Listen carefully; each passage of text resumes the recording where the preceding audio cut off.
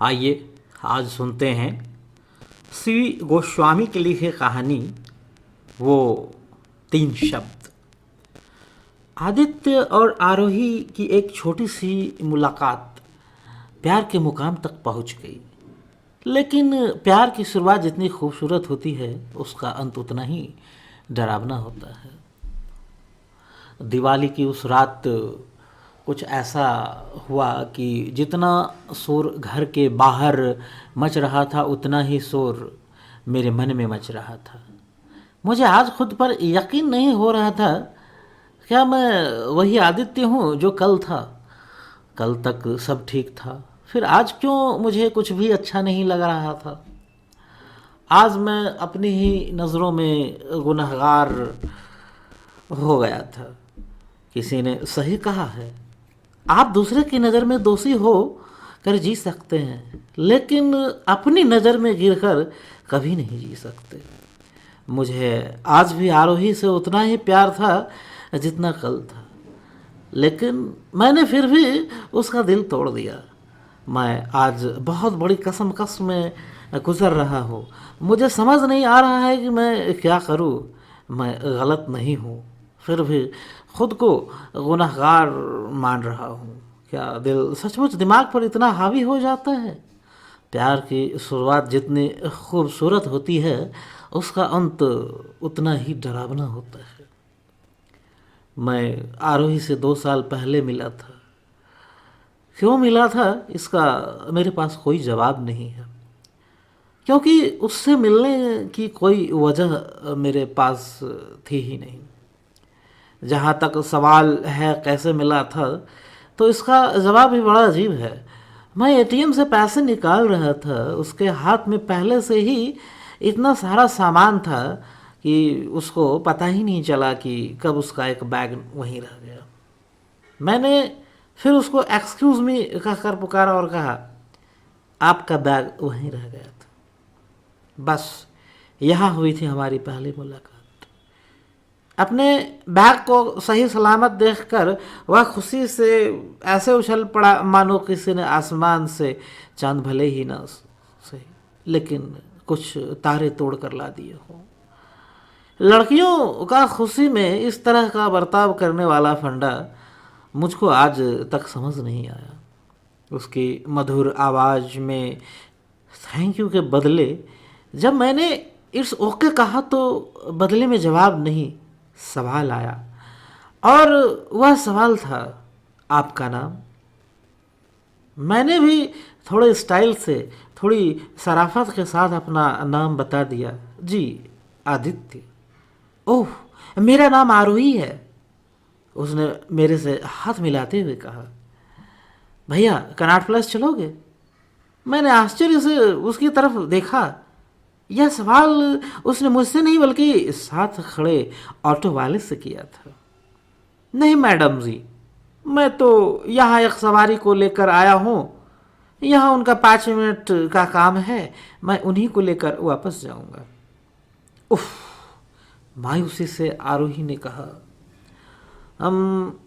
मैंने मन में सोचा पूछूं या नहीं। अब जब इंसानियत निभा रहा हूँ तो थोड़ी और निभाने में मेरा क्या चला जाएगा। जी दरअसल मैं भी कनॉट प्लेस में ही जा रहा हूँ, लेकिन मुझे थोड़ा आगे जाना है। अगर आप कहें तो मैं आपको वहाँ तक छोड़ सकता हूँ। मैंने आरोही की तरफ देखते हुए कहा। उसका जवाब हाँ में था। यह उसकी ज़बान से पहले उसकी आँखों ने कह दिया था। मैंने उसका बैग कार में रखा और उसके लिए कार का दरवाज़ा खोला। रास्ते में हमने एक दूसरे से काफ़ी बातचीत की। क्या आप यहीं दिल्ली से हैं? मैंने आरोही से पूछा। नहीं, यहाँ तो मैं अपने चाचा जी के घर आई हूँ। उनकी बेटी यानी मेरी दीदी की शादी है, इसलिए आज मैं शॉपिंग के लिए आई थी। आरोही ने मुस्कान के साथ कहा। कमाल है, दिल्ली जैसे शहर में अकेले शॉपिंग जबकि आप दिल्ली की भी नहीं हैं। मैंने आश्चर्य से पूछा। अरे नहीं नहीं, दिल्ली मेरे लिए बिल्कुल भी नया शहर नहीं है। मैं दिल्ली कई बार आ चुकी हूँ। मेरी स्कूल की छुट्टियों से लेकर कॉलेज की छुट्टियाँ यहीं बीती हैं। इसलिए न दिल्ली मेरे लिए नया है और न मैं दिल्ली के लिए।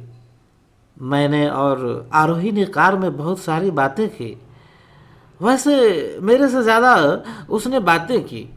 बोलना भी उसकी हॉबी में शामिल है।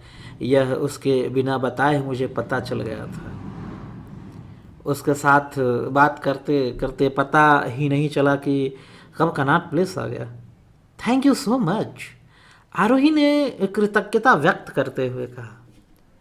प्लीज़ यार, मैंने कोई बड़ा काम नहीं किया है। मैं यहाँ तक तो आ ही रहा था तो सोचा आप भी वहाँ तक जा रही हैं तो क्यों ना लिफ्ट दे दें। और आपके साथ तो बात करते हुए रास्ते का पता ही नहीं चला कि कब कनॉट प्लेस आ गया। मैंने उसकी तरफ देखते हुए कहा, चलिए मुझे भी दिल्ली में एक दोस्त मिला, आरोही ने कहा। अच्छा, अगर हम अब दोस्त बन ही गए हैं तो मेरी अपनी इस नई दोस्त से कब और कैसे बात हो पाएगी? मैंने आरोही की तरफ देखते हुए पूछा। वह कुछ देर के लिए शांत हो गई। उसने फिर कहा, अच्छा, आप मुझे अपना नंबर दो, मैं आपको फ़ोन करूँगी। मैंने उसे अपना नंबर दे दिया। आरोही ने मेरा नंबर अपने मोबाइल में सेव कर लिया और बाय कहकर चली गई। मुझे खुद पर गुस्सा आ रहा था कि मैं भी तो आरोही से उसका नंबर ले सकता था। अगर उसने फ़ोन नहीं किया तो चलो कोई बात नहीं, मैंने स्वयं को सांत्वना दी। उस दिन मेरे पास जो भी फ़ोन आ रहा था मुझे लग रहा था कि यह आरोही का ही होगा, लेकिन किसी और की आवाज़ सुनकर मुझे बहुत झुंझलाहट हो रही थी। मुझे लगा कि आरोही सच में मुझे भूल गई है। वैसे भी किसी अनजान शख्स को कोई क्यों याद रखेगा, और अगर उसे सच में मुझसे बात करनी होती तो वह मुझे अपना नंबर दे सकती थी। अगले दिन सुबह मैं ऑफिस के लिए तैयार हो रहा था कि अचानक मेरे मोबाइल पर एक मैसेज आया। Hello, I am Aarohi. Message देखकर मेरी खुशी का तो ठिकाना ही नहीं रहा। मुझे यकीन ही नहीं हो रहा था कि उसने मुझे मैसेज किया है। मैंने तुरंत उसे मैसेज का जवाब दिया।